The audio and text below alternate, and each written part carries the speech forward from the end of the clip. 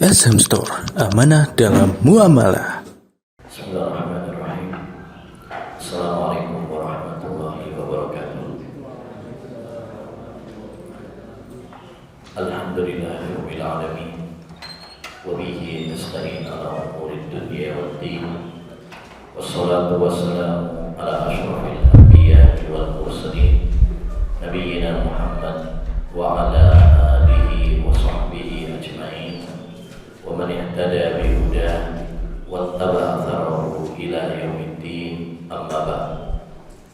Rabbi shrah li sadri wa yassir li amri wahlul 'uqdatam min lisani yafqahu qawli. Allahumma inna nas'aluka ilman nafi'an wa rizqan thayyiban wa 'amalan mutaqabbalan. Ikhwani wa akhwati fillah rahimani wa rahimakumullah. Alhamdulillah, kita diberi kekuatan oleh Allah Subhanahu wa taala bisa melaksanakan sholat subuh secara berjamaah dan dilanjutkan dengan kajian. Mudah-mudahan nanti bisa disambung juga dengan sholat 2 rakaat syuruk. Rasulullah sallallahu alaihi wasallam bersabda, "Man shallal ghadata fi jamaah, summa jalasa yadhkurullah hatta tatlu'a asy-syams, summa shalla rak'atain, illa kana lahu ajrun ka ajri hajjatin wa umrah tamma." Barang siapa yang sholat subuh secara berjamaah, kemudian dia duduk berpikir kepada Allah SWT, mengingat Allah Subhanahu wa taala. Dan kajian seperti ini termasuk mengingat Allah Subhanahu wa taala, karena dibacakan ayat-ayat Al-Quran yang mengingatkan kita kepada Allah Subhanahu wa taala. Barang siapa yang sholat subuh secara berjamaah, kemudian dia duduk berzikir kepada Allah sampai terbit matahari, kemudian setelah itu dia sholat 2 rakaat. Ini yang disebut dengan sholat syuruk atau sholat isyraq, awal waktu sholat duha, dan dia termasuk bagian dari sholat duha. Dia akan mendapatkan pahala seperti pahala haji dan umrah, sempurna, dan sempurna. Masya Allah. Ya, ini motivasi penyemangat bagi kita ketika kita sholat subuh berjamaah, ketika kita membaca Al-Quran setelahnya atau ikut kajian, yang kemudian bisa sholat, maka kita akan mendapatkan pahala yang luar biasa. Ya, rahmat Allah begitu luas.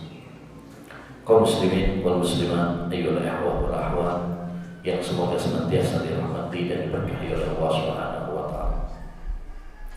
Kita sekarang hidup di zaman yang penuh dengan fitnah-fitnah.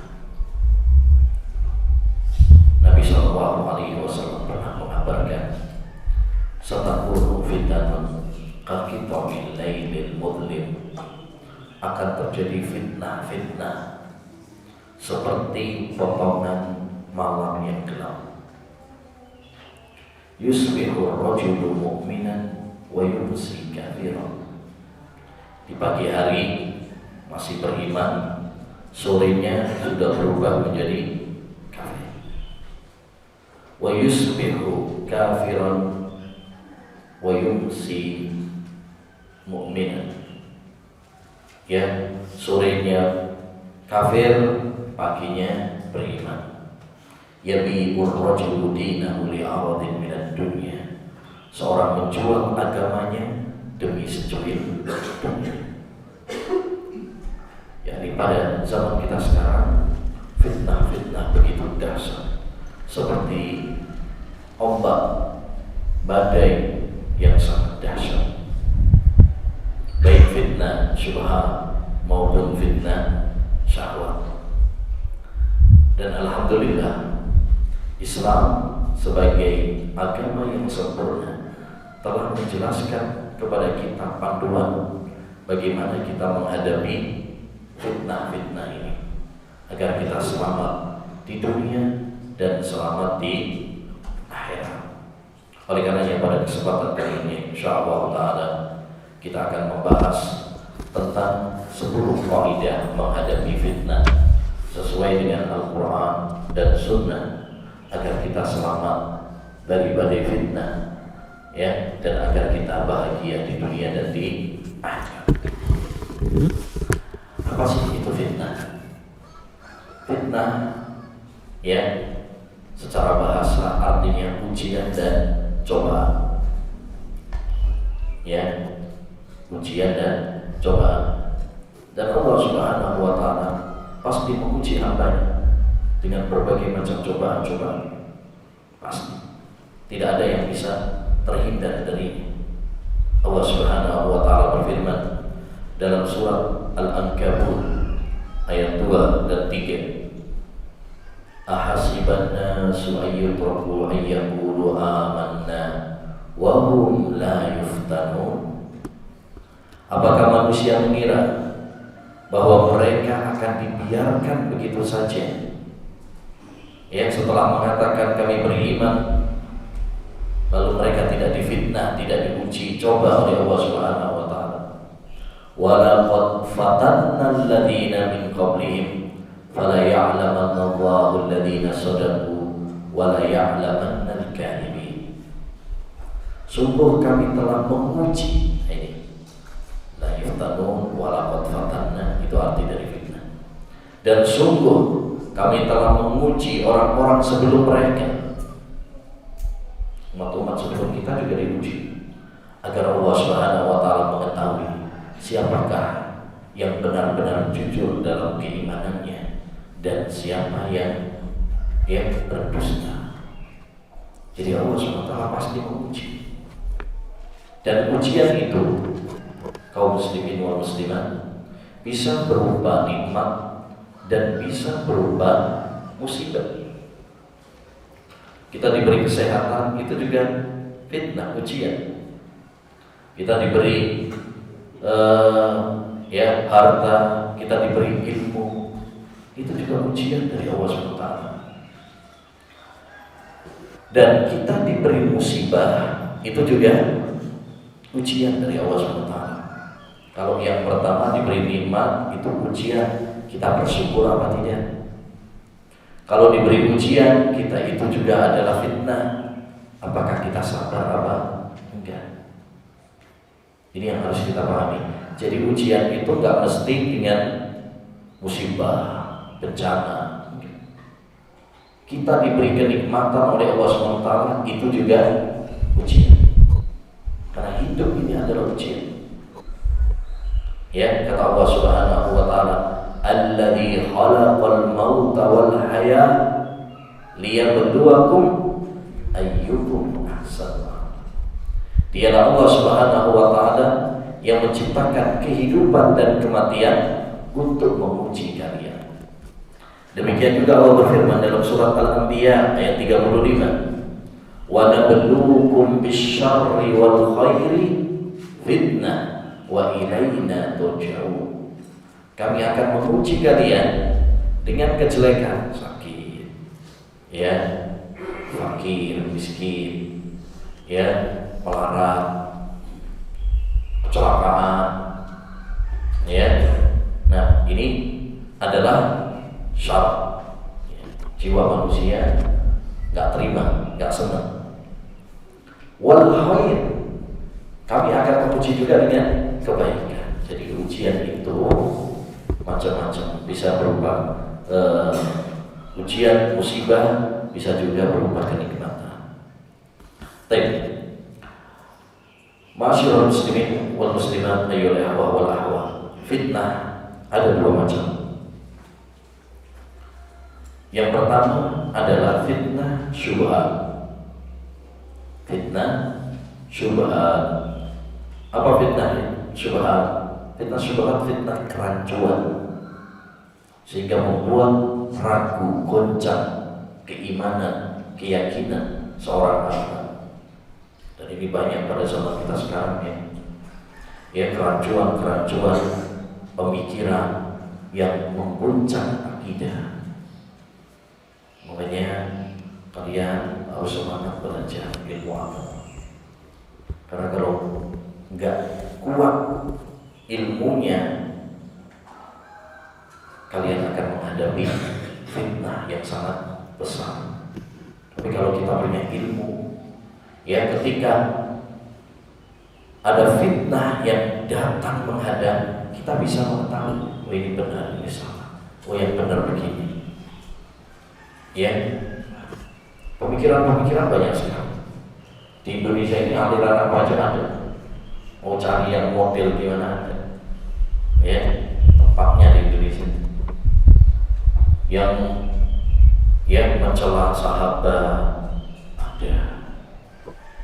Ya, yang membolehkan nikah mut'ah, nikah kontrak ada.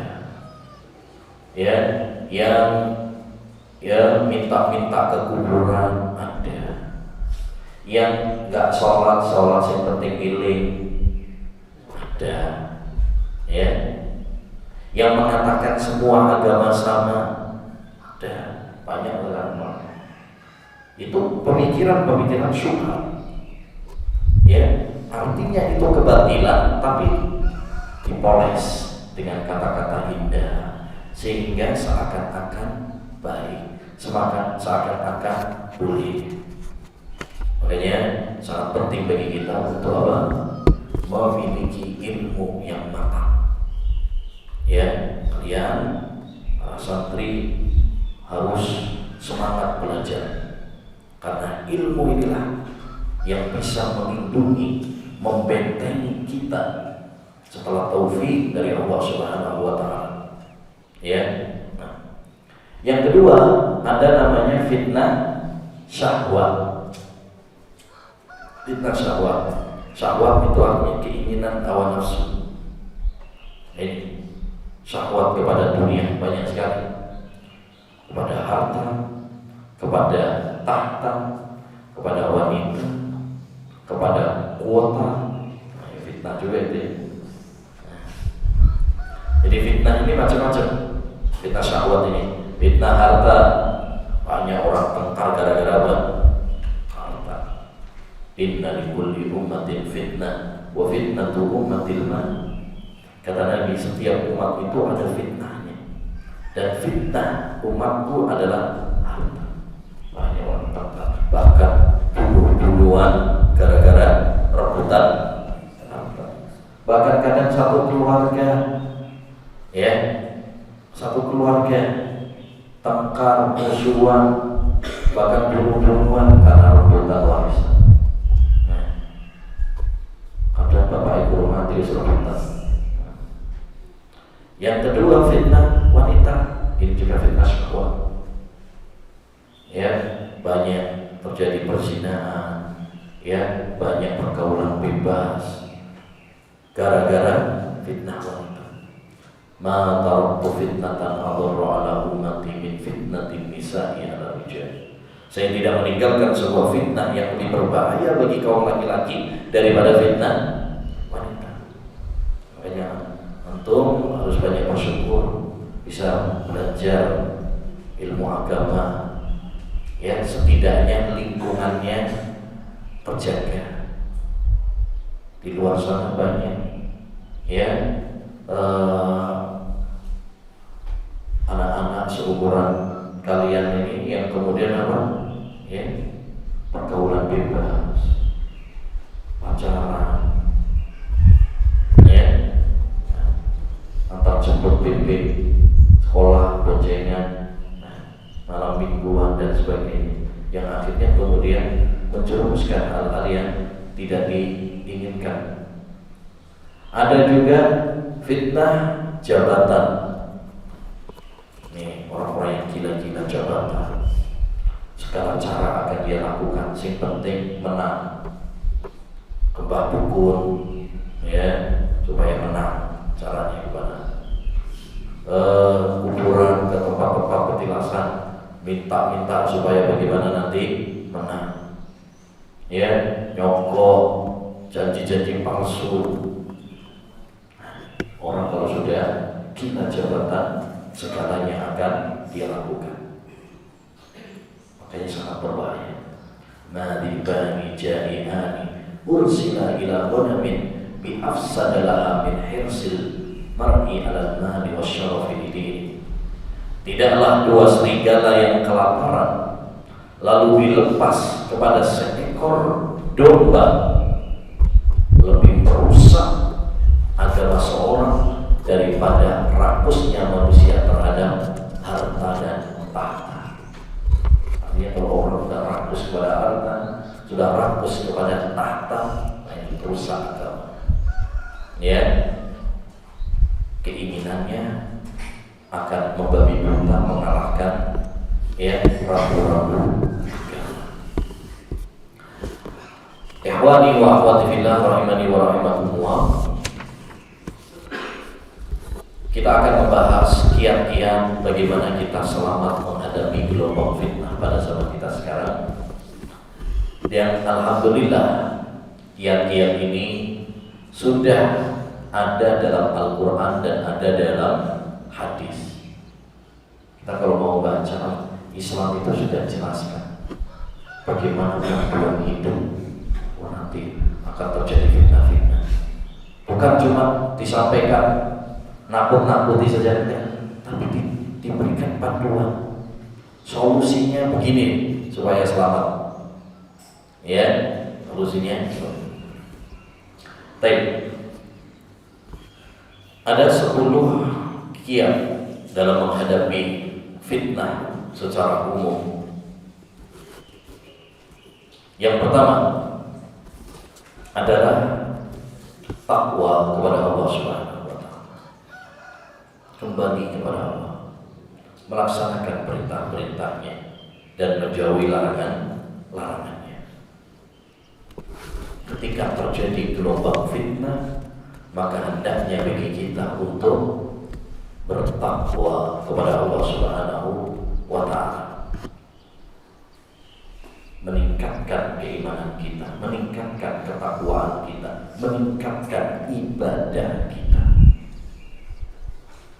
Talaq Ibn Habib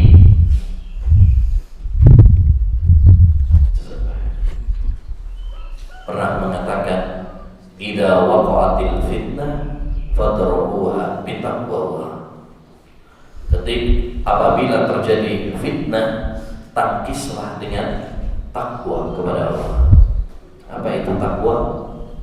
Takwa adalah melindungi diri kita dari neraka dengan melaksanakan perintah-perintah Allah dan menjauhi larangan-larangan Allah Subhanahu wa taala. Jadi ketika terjadi fitnah-fitnah, ya, banyak orang demo, banyak orang kudeta, banyak orang terjadi pembunuhan, perang dan sebagainya, ya, hendaknya bagi kita untuk kembali kepada Allah, bertobat kepada Allah, ya, ibadah kepada Allah Subhanahu wa taala, melaksanakan perintah-perintah Allah dan menjauhi larangan. Sibukkan. Kata Nabi, al-ibadatu fil haraj kahijratin ilayya. Ibadah di saat kekacauan itu seperti hijrah kepadaku. Nanti pahalanya sangat besar sekali. Ya, karena kekacauan, fitnah itu terjadi dikarenakan apa? Dosa. Zaharul fasadu fil barri wal bahri bima kasabat aydin nas liyudhiqahum ba'dal ladzi amilu la'allahum yarji'un. Surat Ar-Rum ayat 41. Telah nampak kerusakan di daratan dan di lautan karena dosa-dosa manusia.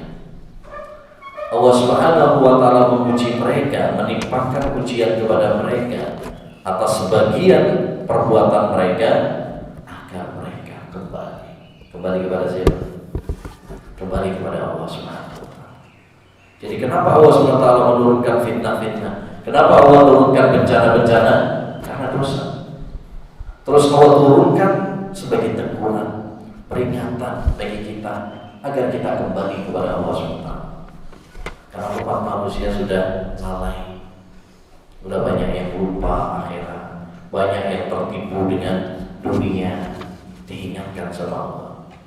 Nah ini, maka cara solusi dari berbagai fitnah itu adalah dengan takwa, dengan kembali kepada Allah, taubat, istighfar, ya, meningkatkan ibadah. Ini cara.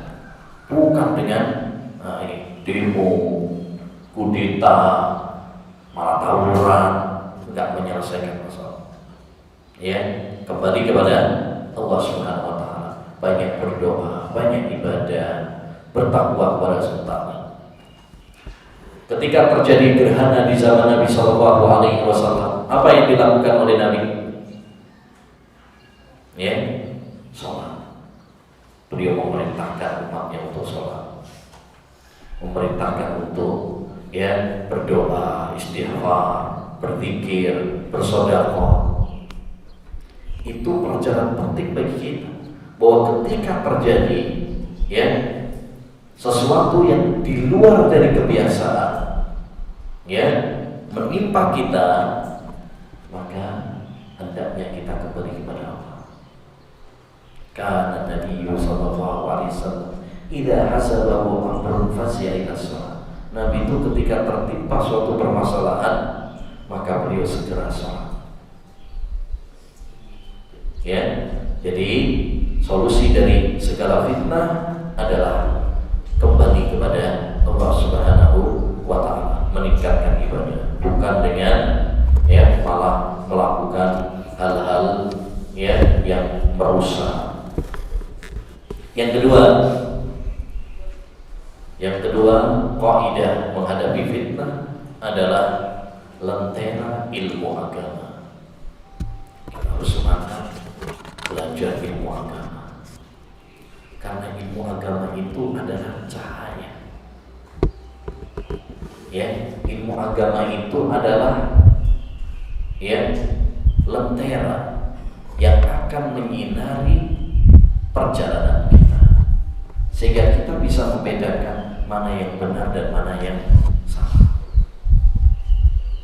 Ini apa sih fungsinya lampu ini? Supaya terang, nulisnya jelas. Lampu mati kalau nulis ya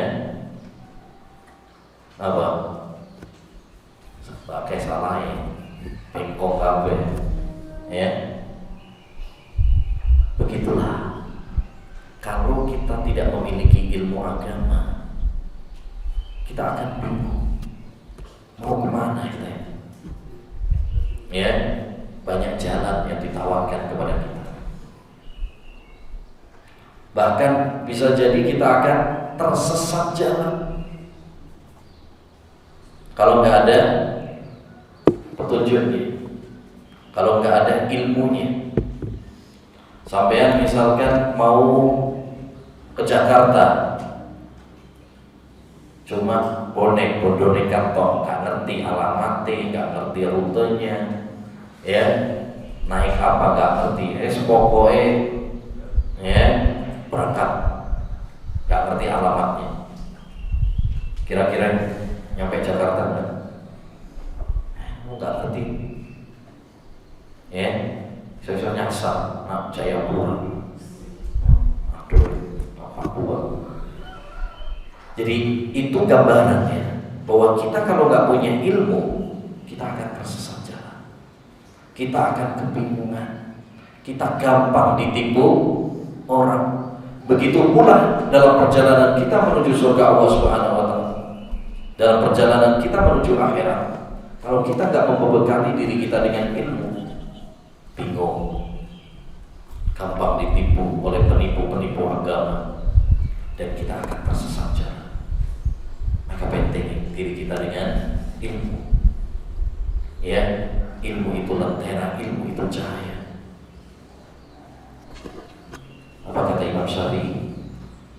Syakautu ila waqi'in su'a hifdi fa arsyadani ila tarkil ma'asi wa qala li bi anna al-ilma nurun wa nuru wahi la yu'ta wasi.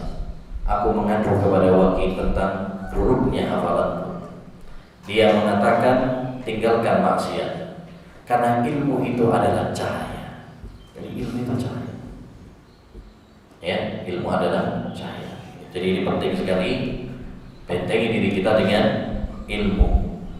Jangan malas belajar ilmu agama. Karena kita hidup di zaman yang penuh dengan fitnah.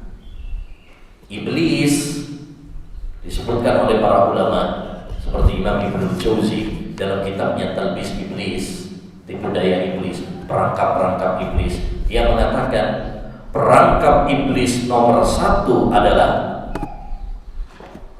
menghalangi manusia dari menuntut ilmu agama. Karena ilmu adalah cahaya.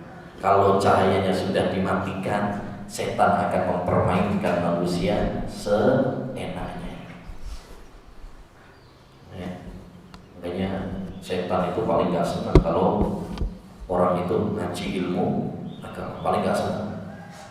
Ya, sampai kalau sekolah ilmu agama misalkan, nah itu banyak godaan supaya gak kerasa.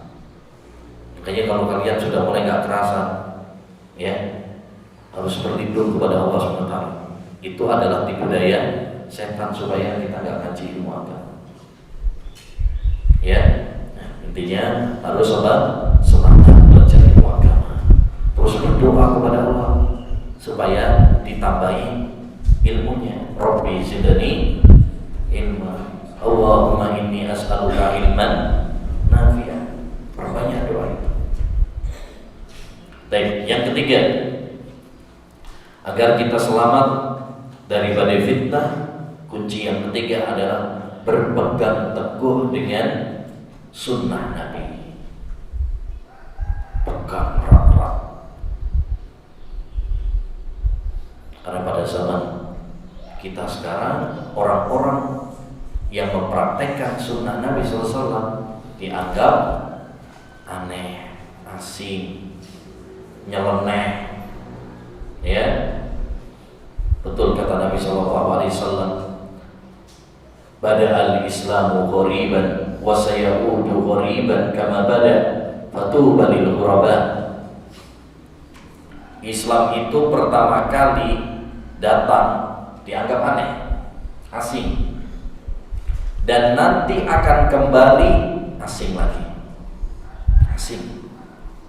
Jadi sekarang banyak orang misalkan kalau kita nggak suka musik misalkan, wah aneh, pondok endi bisa pos ngajari radikal ya. Kok santri kok misalkan, wah ini cingkrang ini diajari radikal ini ya. Kalau pondok ya ada yang dianggap apa? Ya, aneh, nyeleneh. Padahal itu syariat Islam. Ya, itu ajaran Nabi SAW. Makanya nanti jangan kaget kalau kita kemudian melakukan amalan-amalan sunnah, malah mungkin ada orang-orang yang tidak suka. Tidak usah kaget. Nabi bersabda, al-mutamassiku bisunnati yawma idzin kal qabidi 'alal jamr. Orang yang berpegang teguh dengan sunnahku di akhir zaman bagaikan memegang bara api panas. Ya, tapi kita harus kuat.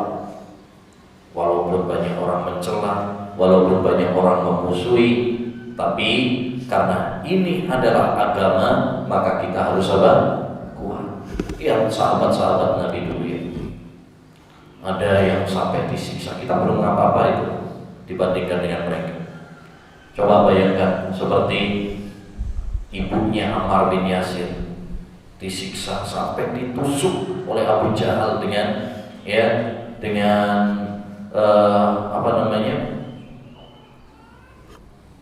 tombak sampai ke farjinya. Ada Khobab bin al-Arab disetrika punggungnya. Ada Bilal yang dijemur dipanaskan di padang pasir ya di siang hari, dan berbagai ujian-ujian lainnya. Tapi mereka kuat, mereka tegar. Apa yang membuat mereka tegar? Karena mereka merasa nikmat dengan iman. Mereka berpegang teguh dengan ajaran Nabi Muhammad SAW. Makanya kita juga begitu. Harus apa? Harus kuat, harus tegar dengan sunnah Nabi SAW. Karena barang siapa yang berpegang teguh dengan sunnah, maka dia akan selamat.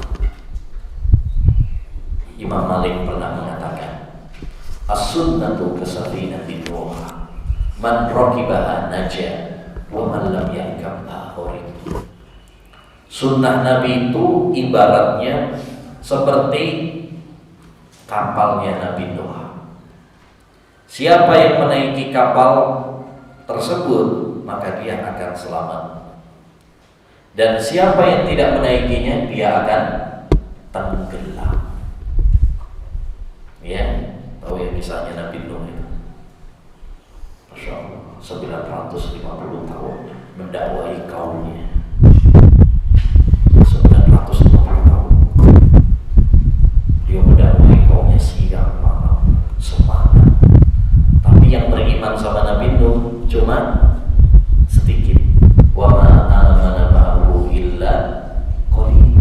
Tidak ada yang beriman dengan Nabi Nuh kecuali 950 tahun lamanya berdakwah, tapi yang beriman cuma sedikit, yaitu yang numpang yang naik di kendaraan dari kapalnya Nabi Nuh tersebut. Selain daripada itu, tenggelam. Bahkan anaknya sendiri, anaknya Nabi Nuh, ya, tatkala nggak beriman kepada Nabi Nuh, ya, itulah perumpamaan orang-orang yang berpegang teguh dengan sunnah. Kalau kita berpegang teguh dengan sunnah, selamat. Tapi kalau kita nggak berpegang teguh dengan sunnah Nabi, ya, kita akan binasa, kita akan tersesat, ya, kita akan sengsara di dunia dan di akhirat. Kunci yang ke berapa? 7 ya? 4 ya? Petai sebentar ngantuk. Yang keempat, berdoa kepada Allah Subhanahu wa Ta'ala, ya, untuk menghadapi badai fitnah pada zaman kita sekarang. Kita harus banyak-banyak berdoa kepada Allah Subhanahu wa Ta'ala. Kata Hudzaifah bin Yaman, seorang sahabat Nabi, la ya'tiyanna 'alan nasi zamanun la yanju fihi illa man da'a bidu'ain kadu'ail ghurib. Akan datang pada manusia suatu zaman, tidak ada yang selamat waktu itu kecuali orang yang berdoa seperti orang tenggelam. Tahu orang tenggelam? Kalau dia lagi berdoa itu serius, merengek-rengek, karena dia sadar bahwa tidak ada yang bisa menyelamatkan dia kecuali hanya Allah Subhanahu wa Ta'ala. Maka begitu juga tatkala kita hidup di zaman yang penuh dengan fitnah ini, kita harus banyak berdoa kepada Allah Subhanahu wa Ta'ala supaya kita diselamatkan dari berbagai fitnah-fitnah. Ya, makanya di antara doa Nabi, a'udzu billahi minal fitnah. Aku berlindung kepada Allah Subhanahu wa Ta'ala dari fitnah. Fitnah macam-macam tadi, fitnah syubhat dan fitnah syahwat. Kita minta kepada Allah Subhanahu wa Ta'ala agar dikasih keistiqomahan di atas tauhid, di atas sunnah, tidak terpengaruh oleh syubhat-syubhat, kerancuan-kerancuan pemikiran. Allahumma ya muqallibal qulub, tsabbit qalbi ala dinik. Ya Allah, Zat yang membolak-balik hati, tetapkanlah hati hamba dalam ketaatan kepada kita. Karena banyak orang, ya, setelah kenal sunnah, setelah dapat hidayah, tapi malah apa? Tersesat lagi, terkena racun-racun pemikiran-pemikiran yang berbahaya. Makanya kita nggak boleh khawatir, nggak boleh merasa aman. Oh, saya sudah kuat, saya sudah kokoh, akidahnya, manhajnya, ya, agamanya. Enggak. Selama kita belum mati, jangan merasa aman. Ya, perbanyak doa kepada Allah Subhanahu wa Ta'ala.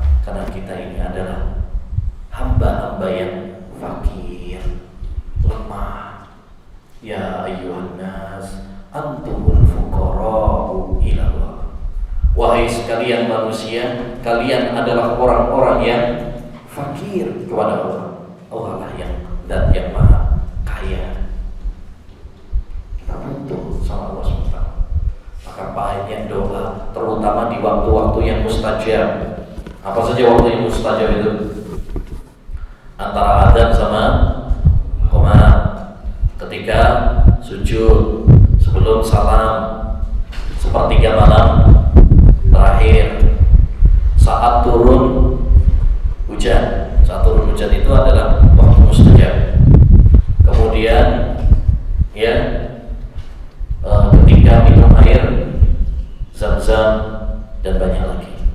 Waktu-waktu yang mustajab mari kita gunakan untuk berdoa kepada Allah Subhanahu wa taala. Yang kelima, di antara kunci selamat ya di zaman fitnah adalah taat kepada pemimpin dan tidak memberontak. Ya, ini salah satu akidah Ahlussunnah wal Jamaah. Ya ayyuhalladzina amanu athi'ullaha wa athi'ur rasul wa ulil amri minkum. Surat An-Nisa ayat 59. Wahai orang-orang yang beriman, taatlah kalian kepada Allah, taatlah kalian kepada ya Rasul dan ulil amri di antara kalian.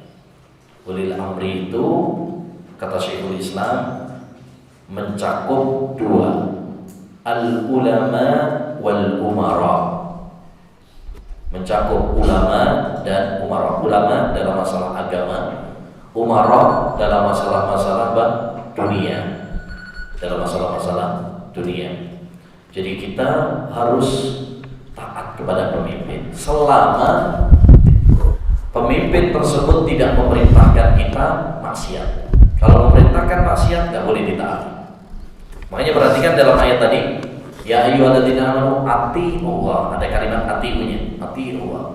Wa atiur rasul. Masih ada wa atiur rasul. Ketika ulil amri enggak pakai. Wa ulil amri minkum. Enggak pakai. Wa atiu ulil amri enggak pakai. Kenapa? Karena ketaatan kepada Allah itu mutlak. Ketaatan kepada Rasul mutlak. Tapi kepada ulil amri enggak. Catatannya adalah selama bukan maksiat. Kalau diperintah maksiat enggak boleh ditaati. La ta'ata li makhluqin fi maksiatil khaliq. Tidak ada ketaatan kepada makhluk dalam hal maksiat kepada Allah Subhanahu wa taala. Nah, yang enggak maksiat misalkan seperti rambu-rambu lalu lintas enggak maksiat, ya wajib ditaati. Tapi kalau misalkan nyuruh maksiat enggak boleh. Nyuruh misalkan nyuruh kita untuk minum khamr misalkan nggak boleh ditaati, atau yang perempuan disuruh untuk copot jilbab nggak boleh untuk ditaati. Tapi selama ya itu baik atau selama tidak maksiat bertentangan dengan syariat maka wajib. Ya, bahkan itu wasiat Nabi Shallallahu Alaihi Wasallam. Usikum bitaqwa was-sam'i wat ta'ah wa in ta'ammara 'alaikum 'abdun. Wajib bagi kalian mendengar dan taat kepada para pemimpin, ya, walaupun pemimpin kalian adalah budak. Padahal budak itu secara aturan agama nggak boleh jadi pemimpin. Tapi seandainya dia jadi pemimpin dan memerintah kita, disuruh oleh Nabi untuk apa? Taat. Demi keamanan, demi terwujudnya ya keamanan suatu negara. Ya, perempuan secara aturan agama nggak boleh jadi presiden. La yuflihu qaumun wallaw amrahum imra'atan. Tidak berbahagia suatu kaum kalau mereka menyerahkan ya urusan mereka kepada wanita. Tapi kalau misalkan jadi ada yang menjadi presiden, wajib ditaati atau tidak? Wajib, demi terjaganya stabilitas keamanan suatu negara. Daripada kalau tidak ditaati nanti malah terjadi apa? pemimpin itu harus ada. Kalau nggak ada, kacau. Ya, kacau. Kalian nggak mendapati zaman dulu 98, ya kekacauan, ya krisis yang menimpa negeri kita, banyak kekacauan, ya. Nah, jadi kita ini penting karena pada zaman kita sekarang ini banyak pemikiran-pemikiran yang mengajak untuk berontak kepada pemimpin, mencela para pemimpin, jelek-jelekkan pemimpin itu banyak, terutama di media sosial. Ya, maka kita nggak boleh terpengaruh seperti itu. Kita ikuti petunjuk Nabi, petunjuk Al-Quran, petunjuk para salafus saleh. Ya, belajar akidah. Di kitab akidah itu kan ada salah satunya apa? Kami berkeyakinan, ya, untuk mendengar dan taat kepada para pemimpin selama bukan dalam maksiat. Itu dijadikan sebagai prinsip akidah Ahlussunnah wal Jamaah. Dan ini penting, ya, karena banyak yang menyimpang, banyak yang menjelek-jelekan di TV-TV, di media sosial, ya, menjelek-jelekan para pemimpin. Kita nggak boleh ikut-ikutan seperti itu, ya, tidak boleh. Bukan karena kita menjilat kepada para pemerintah, tidak, tetapi agama kita melarangnya. Jangankan menghina pemimpin, jangankan mencela ustadz, dai, ulama. Di dalam agama Islam itu mencela hewan aja nggak boleh. Kata Nabi, la tasubbu fa innahu yuqidukum lis-shalah. Jangan kalian mencela ayam karena dia punya jasa bangunkan kalian sholat. Riwayat Abu Dawud, hadisnya sahih. Bayangkan, menghina ayam saja nggak boleh, apalagi menghina orang, apalagi menghina pemimpin, presiden, ya, apalagi menghina ulama, nggak boleh. Lebih nggak boleh lagi karena dampaknya lebih besar. Yang keenam, kunci menghadapi fitnah adalah mengembalikan masalah-masalah besar kepada para ulama dan kepada para pemimpin. Ya. Kalau masalah-masalah besar, serahkan kepada orang-orang besar, kepada para ulama, kepada para pemimpin. Contoh nih, ya, kita sekarang menghadapi misalkan musibah pandemi, serahkan kepada para ulama, serahkan kepada para umara. Jangan mengikuti pendapat pribadi-pribadi, tapi ikuti petuah para ulama, ikuti kebijakan-kebijakan pemimpin yang mengatur kemaslahatan secara umum. Kalau masalah bersama, kita mengikuti arahan kebijakan, bukan pribadi-pribadi, bukan pribadi-pribadi. Allah Subhanahu wa taala berfirman, "Wa idza ja'ahum amrun minal amni awil khaufi adzaa'u bih wa law radduhu ila rasuli wa ila ulil amri minhum la'alimahu alladziina yastanbitunahu minhum."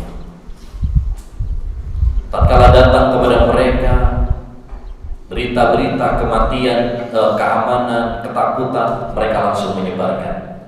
Andaikan mereka mengembalikannya kepada Rasulullah dan kepada ulil amri. Ulil amri tadi sudah kita sampaikan, mencakup ulama dan mencakup umara.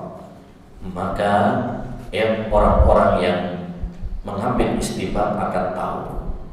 Artinya kita kalau ini ayat ada bagi kita semuanya.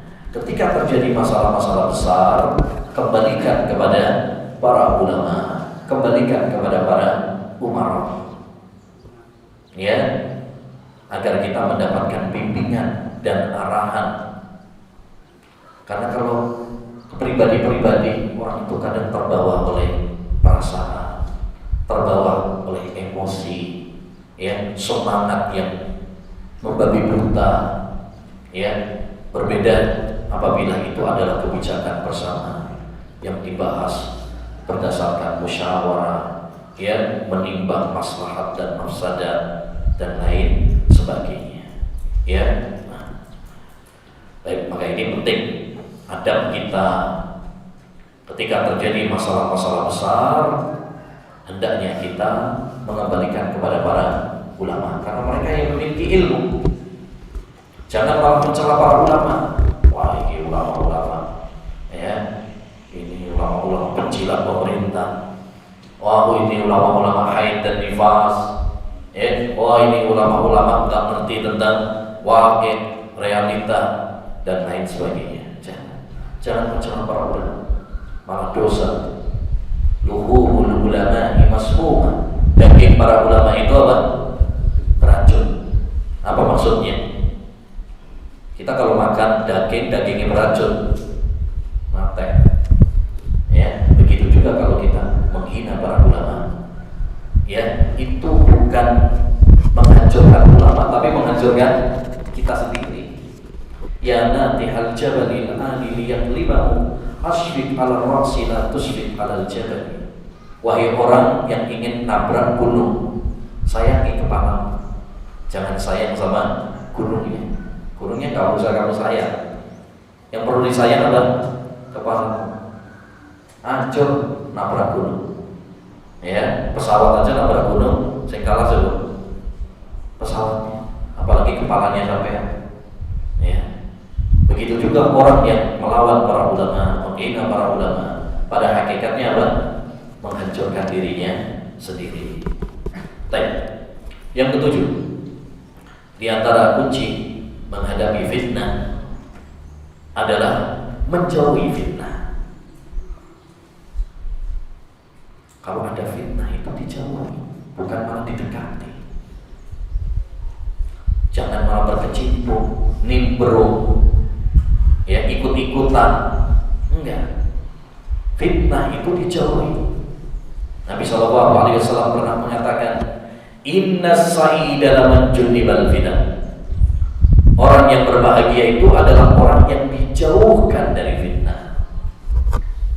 Baik fitnah syubhat maupun fitnah syahwat, hendaknya bagi kita menjauhi, jangan dekat-dekat. Fitnah syubhat, Nabi bersabda tentang Dajjal, man sami'a bid-dajjal falyanha anhu. Siapa yang mendengar tentang Dajjal yang akan keluar nanti di akhir zaman, yang kita disuruh oleh Nabi berlindung kepada Allah dari fitnah Dajjal, ya kan? Wa a'udzubika min fitnatil masiihid Dajjal. Aku berlindung kepadamu ya Allah dari fitnah al-Masih Dajjal. Nanti kalau ada Dajjal, kata Nabi, jangan dekat-dekat. Kenapa? Karena bisa terkena fitnahnya.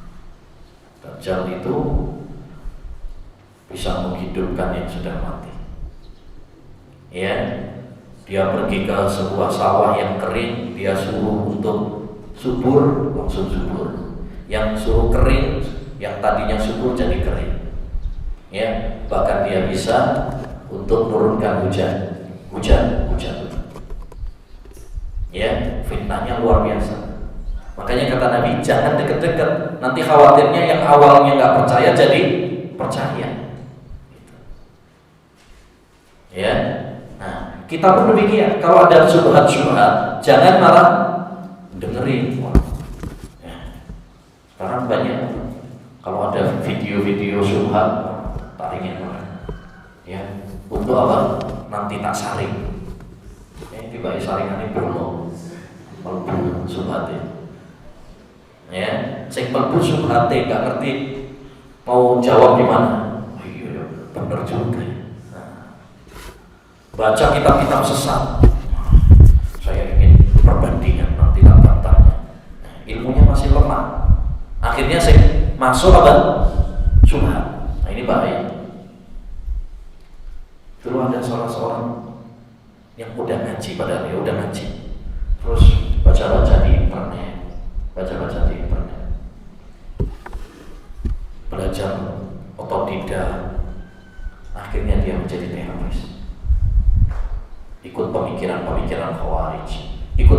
pemikiran ISIS. Gara-gara apa? Ya, baca website mereka. Baik. Dulu ada seorang ulama, bukan santri kaleng-kaleng,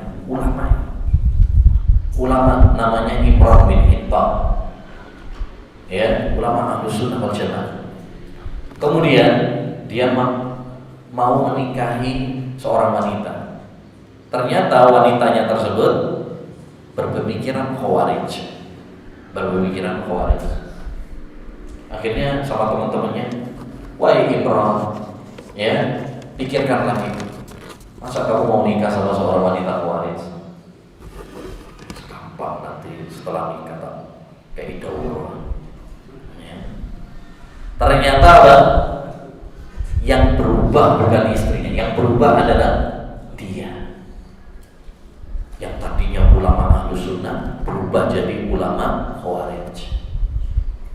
Nah, kita harus lihat dari syubhat-syubhat zaman sekarang luar biasa. Ya, nggak perlu baca kitab-kitab sesat, nggak perlu. Ya, kitab Al-Quran, kitab hadis saja belum hatam. Ngapain kitab-kitab yang sesat? Itu bagi mereka yang sudah kuat ilmunya dan tujuannya adalah untuk membantah ulama-ulama atau ustaz-ustaz yang kuat ilmunya dan tujuannya untuk membantah. Itu nggak apa-apa. Ya, karena untuk nasihat kepada umat supaya mereka tidak tertipu. Tapi bagi kita yang nggak ada kepentingan, nggak usah. Ya, nanti tadi ya pengennya untuk membanding-bandingkan, ya, saringan ya Allah, bolong, sing mlebu subhate, nyantol, ya. Nah, demikian juga fitnah syahwat, jangan dikatakan. Makanya perhatikan firman Allah tentang larangan zina, wala taqrabu az-zina innahu kana fahisyatan wa sa'a sabila. Jangan dekati aja nggak boleh, apalagi melakukannya. Oleh karenanya segala hal yang bisa menjerumuskan kita kepada zina dilarang. Ya, kayak apa? Pacaran. Pacaran boleh. Ya, alhamdulillah kalian di sini. Kalau di pondok saya pacaran bisa, teman. Ya. Di pondok itu supaya kita terhindar dari kayak gitu-gitu. Ya, bersyukur kalian kepada Allah Subhanahu Wa Taala. Karena lingkungan itu penting, lingkungan yang baik, teman yang baik itu penting sekali. Ya. Baik, selanjutnya yang ke-8 di antara kunci agar kita selamat pada zaman fitnah adalah sabar dan tenang. Gak boleh tergesa-gesa, gerusa-gerusu, harus tenang. Ya. Karena faktor utama timbulnya fitnah itu 2. Fitnah itu sebabnya 2. Yang pertama, kurangnya ilmu, dan yang kedua, kurangnya sabar. Jadi faktor terjadinya fitnah ada berapa?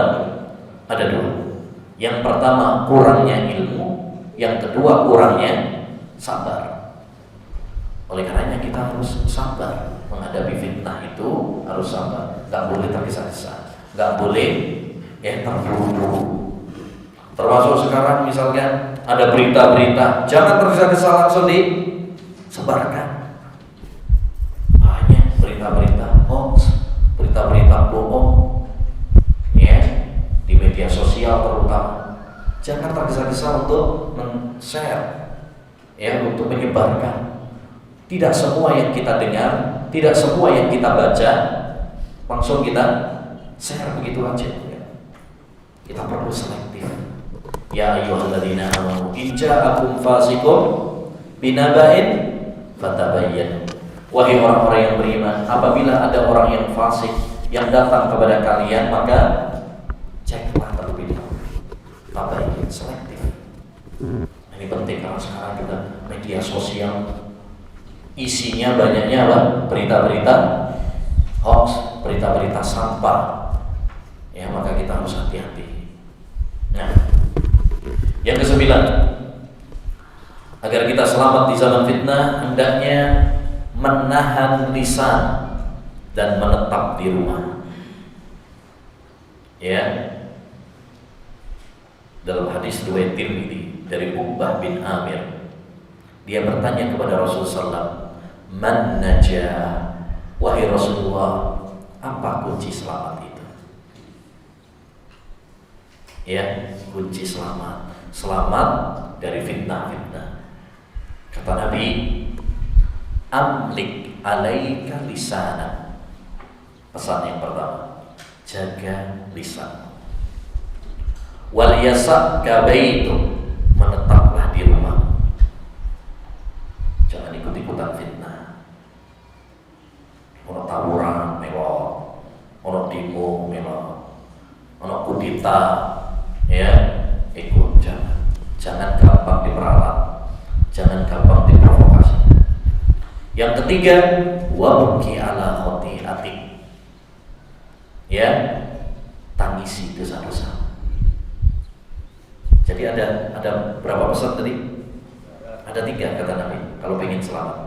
1, jaga lisan, karena lisan ini, ya, betul tak bertulang, tapi paling banyak memasukkan kita ke neraka. Aksaru khataya bani Adam fi lisan. Kebanyakan dosa anak Adam itu pada lisannya. Ngomong yang baik atau mendingan diam, itu lebih selamat.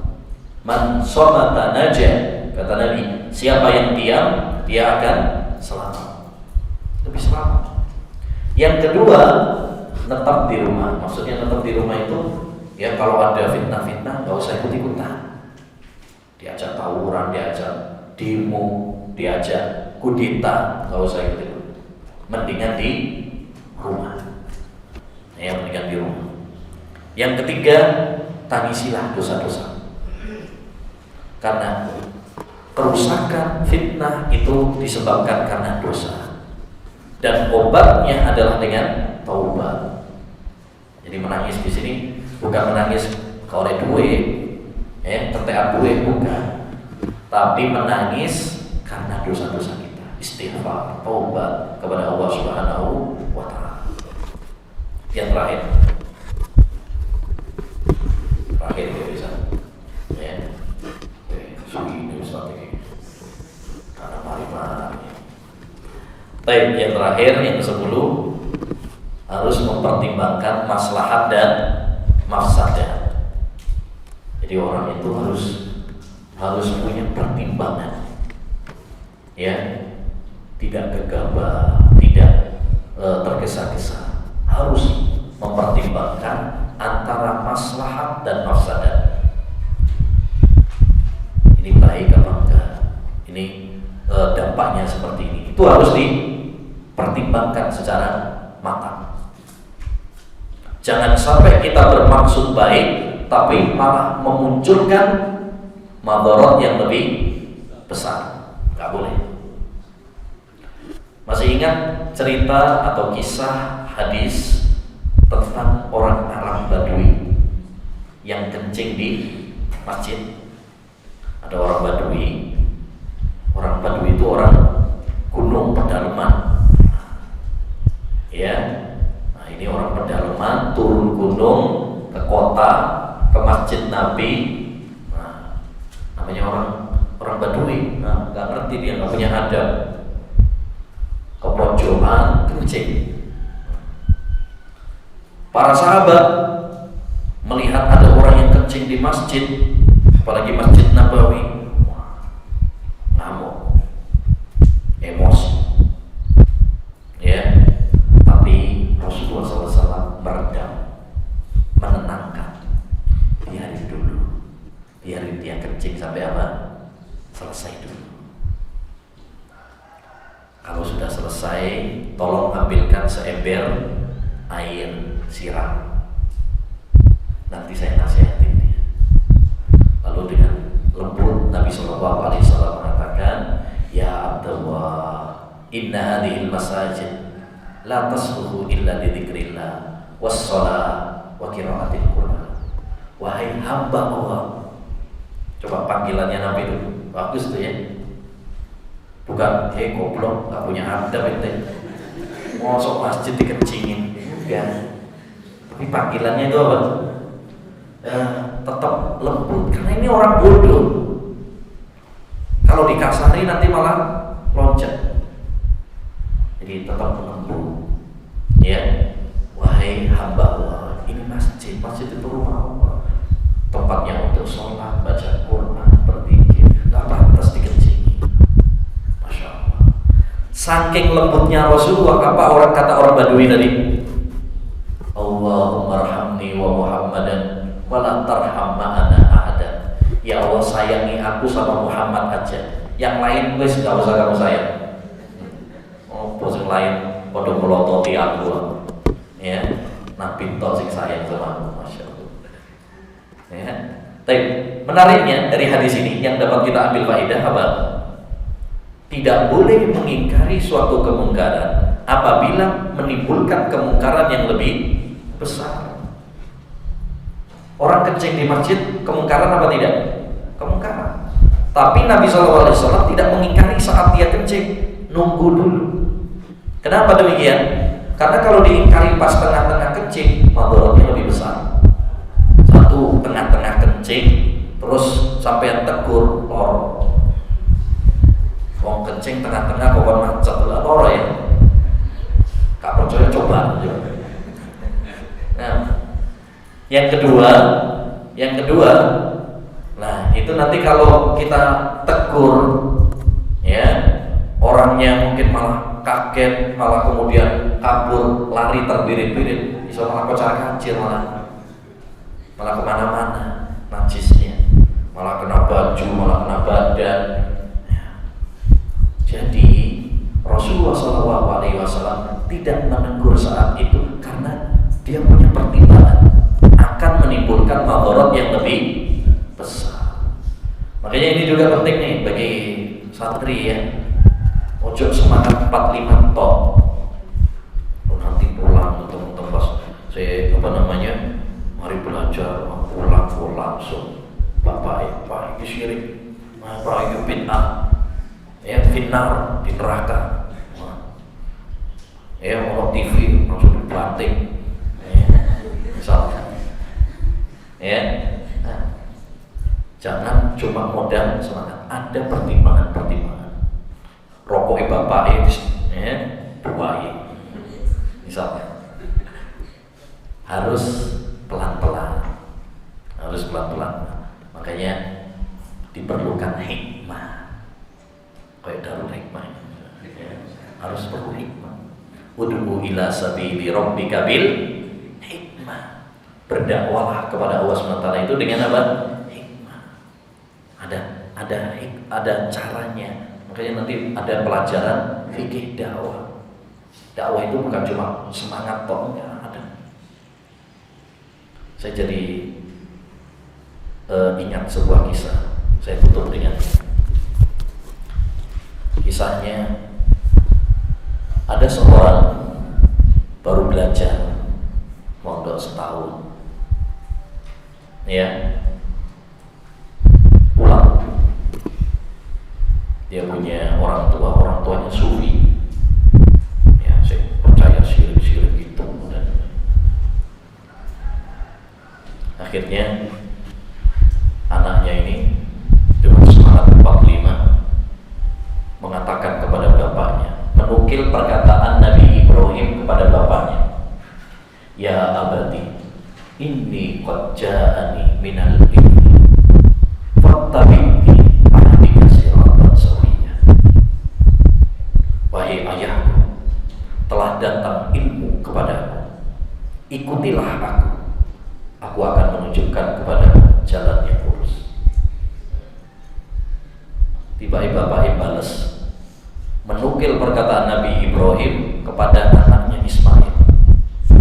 Ya bunayya, inni ara fil manami anni atba'uka fanzur madza tara. Wahai anakku, saya melihat di mimpi disuruh nyembelih kamu. Ya Allah. Jadi maksudnya harus apa? Ada. Makanya dalam ilmu dakwah itu ada tahapan-tahapannya, ada prioritasnya. Ya. Nah, bukan gerusa-gerusu, bukan tergesa-gesa. Baik. Demikian yang bisa disampaikan tentang 10 apa? Kaidah menghadapi fitnah. Baik, siapa yang bisa menyebutkan ringkesannya? 5 dulu. 10 kaidah menghadapi fitnah. Ayo, ya. Ini ada. Ya. Ya. Ya. Betul.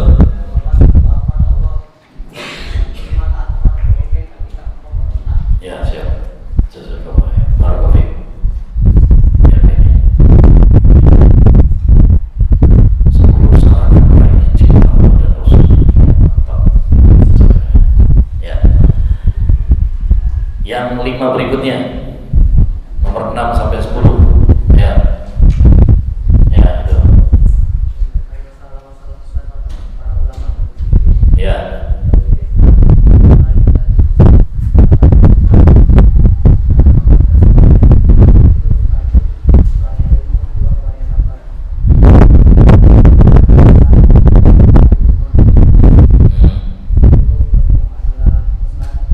Ya, Masya Allah, barakallahu. Sebutkan macam-macam fitnah. Fitnah ada berapa macam? Ya, itu. Nah, fitnah syubhat itu apa? Syubhat itu artinya apa? Nah? Yang apa? Pokoknya syubhat top betul. Penjelasan ini kan ya, pokoknya syubhat dan syahwat. Ya, kalau syubhat itu adalah kerancuan apa? Pemikiran, keraguan. Kalau syahwat, keinginan-keinginan dunia. Tadi sudah kita sebutkan fitnah syahwat. Ya, fitnah syahwat dunia itu contoh-contohnya apa?